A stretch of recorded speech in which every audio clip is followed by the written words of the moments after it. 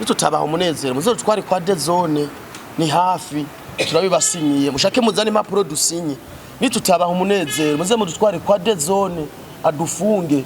Mutima ni mutima koko nkuko mumva ari mutima ni mutima w'abarundi bose. Turi hano kugira ngo dushobore kugira iki dushobore gushikira umurundi wese akunda mutima yaba muto yaba munini yaba usanzwe n'udasanzwe. Nimba ari nzafata umwanya wo guhaguruka nuko agira abakorera ikintu amaso yanyu atigeze agira iki, amaso yanyu atigeze abona, amatwi yanyu atigeze yumva, ndetse ngigwa ko nk'umugi w'igisahira agomba akora ikintu atanu umukomediye n'umwe yigeze akora. Reka ndakivuge gutyo kumburengira niho gishobora kuba cyo kumvikana.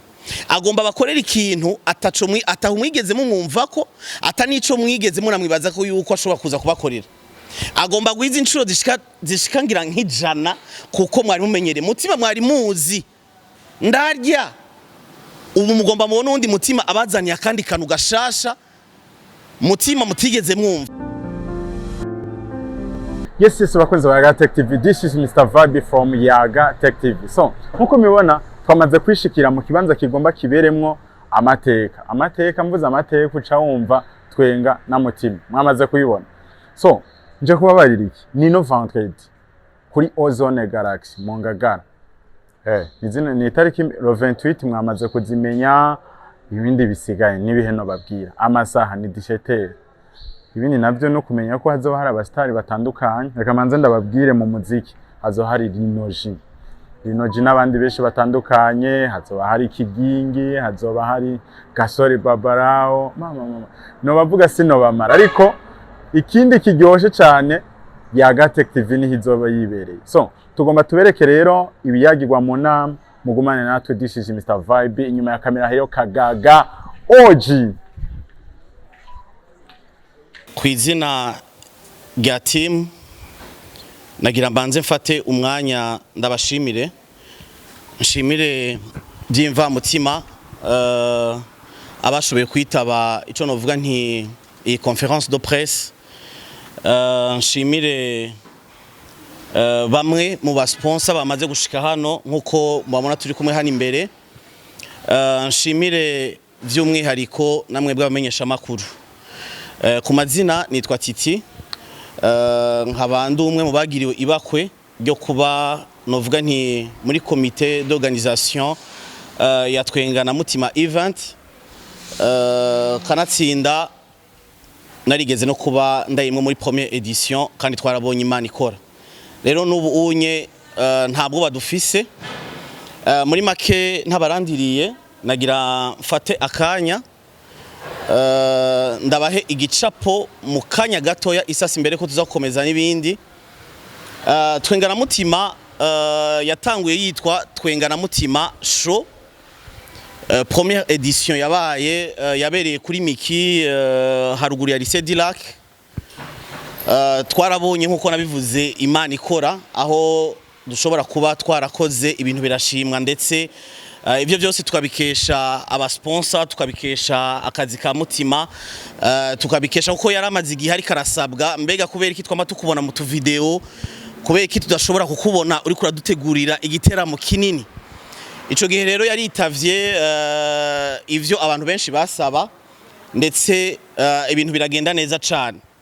Ntiyatebeye ngaho deuxième édition yaciye ayikurikiza gushika uyu munsi mubona tugeze kuri 4e édition. Rero mushobora kubaza muti mbega 4e édition ko dusanzwe tumenyereye ibera mu gisagara ca Bujumbura vyagenze gute kugira ngo mushobore kutuzana ino?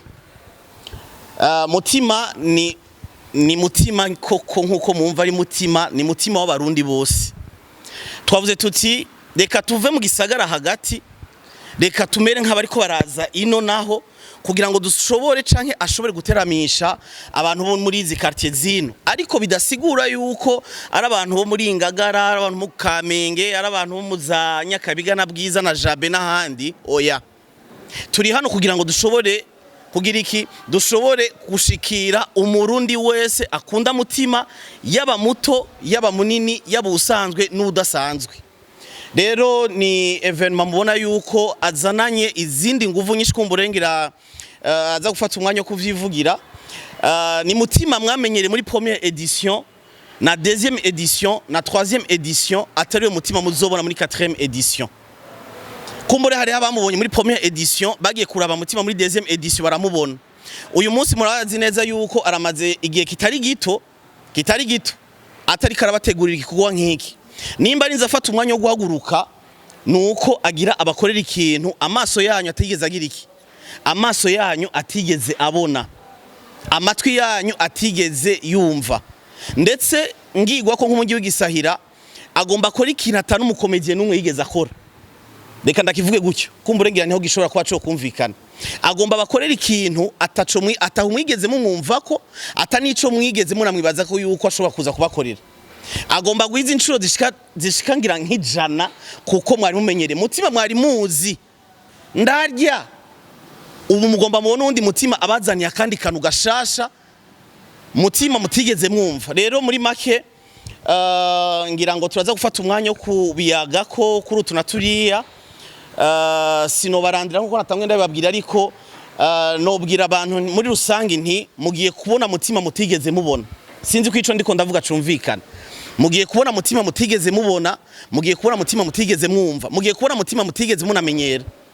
Reka ntabarandiriye nsubize ijambo umu MC kumbure bano bantu turi kumwe hano imbere aba basponsa bashoboye gushika ndetse n'abandi batashoboye gushika hagize uza kuba afise kamwe canke tubiri aza kurenza ko kumbure kuco dushobora kuba duhejeje kuvuga nawe nyene ntaza kuniganwa ijambo kuko novuga mu yandi majambo nti yaba BBCI yaba pardon Bright Brasserie ndetse na BRB aba bose kumubabona ndetse n'abandi batashoboye gushika hano muri conférence de presse nibaza yuko hagize ico baza gushikiriza nk'akajambo n'umwanya baraza kuronka. Rero reka nsubire kandi abashimire mwebwe mwese mwashoboye gushika hano dukomeza n'izindi programme ziri imbere nsubiza ijambo umu MC wacu murakoze. Turagushimiye cyane Thierry batazira titi washoboye kuduhereza igicapo n'umucamake kumbure ibigiye gukoreka mugabo kandi reka duhereze ijambo nyene imbono niko novuga mu visionnaire wa Tungana Mutima akaba ari nyene yitwa Mutima ko twagize amanyo twatumufise Imana akaba yamuhungabunze asamagara meza no mwanya kumbure nawe murakoze. Bwa mbere na mbere no gushimira staff kubikorwa ikiragerageza gushira ku murongo. Ikigira kabiri no gushimira amakampuni yagerageje gufata igikorwa Twengana Mutima mu minwe. Bwa mbere na mbere no basaba tugakomera amashuvurema abasponsor tugakomera amashuvurema barafashe igikorwa mu minwe. Hami gikurikira no kumenyesha abakunzi banje mwese aho muri ko Twengana Mutima ari tariki 28 z'uku kwezi ce vendredi muze mubwirane kugira ngo tuzoryoherwe. Sigikorwa nzokora ndi jenyene murabizi ntawe wifashanya umunezero. Nashoye gutumira bagenzi banje harimo Kigingi, harimo Ismail Gasore, harimo DJ Philbite, harimo Mokens, turafise na MC Juste Gaël, tukagira na MC uzabaze. Murumva rero ko ari ibintu bimeze gute, bimeze neza cyane gose. Dufise abanditsi b'indirimbo zigezweho ziryoshe, ni mucamumva neza ko ari ibintu bipanze ku rwego rwiza. Ngomba subire mpumurize abantu bigeze ko abita Twengana Mutima. Ino Twengana Mutima 4e edition ni Twengana Mutima iteguye neza ubwa mbere na mbere. Ni Twengana Mutima ifise staff ihagurutse. Ni Twengana Mutima izotangura mu masaha meza nta bintu by'akajagari birimwo, ibintu biri ku rutonde biratunganije ku rugezo rwiza. Novuga yuko equipe turiko turafashanya kugira ngo tubaserve tuba umunezero ukwiye iri ku kivi mwabibonye. Murabona ko ari ibintu bishajije. Rero hari itandukaniro rya event tumaze gukora n'iyi igezweho. Rero twobasaba abafani dushigikire tuzobaho umunezero. Nitutabaho umunezero muzotware kwa de zone ni hafi turabibasinyiye mushake muzane impapuro dusinye. Nitutabaho umunezero muze mudutware kwa de zone adufunge kuko tumaze igihe kinini twiyugara. Rero sino barambira murabizi kari Piarast.